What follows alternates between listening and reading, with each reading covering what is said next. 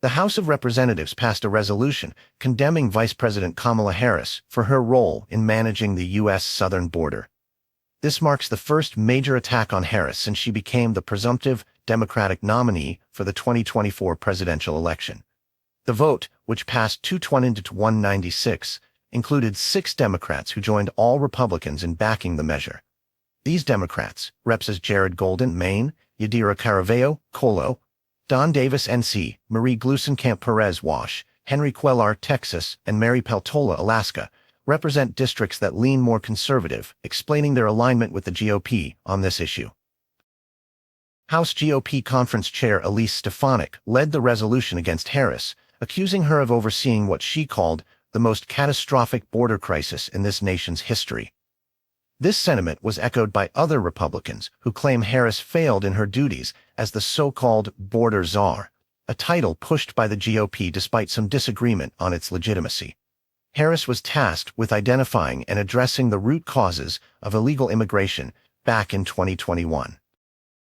The resolution has no practical effect as it won't be taken up by the Democratic-controlled Senate.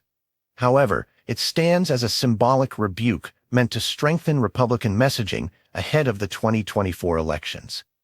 Some Republicans have even expressed a desire to go further, suggesting drastic measures like impeaching Harris or urging her to invoke the 25th Amendment against President Biden, ideas which haven't gained sufficient support from the broader party. Democrats have criticized the resolution as a political stunt.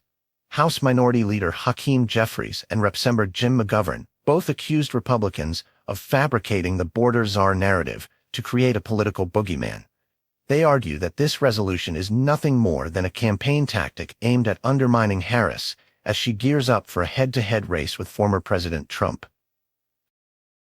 Kamala Harris, who is set to be the first woman of color to secure a major party presidential nomination if confirmed by the DNC in August, has had a mixed political journey.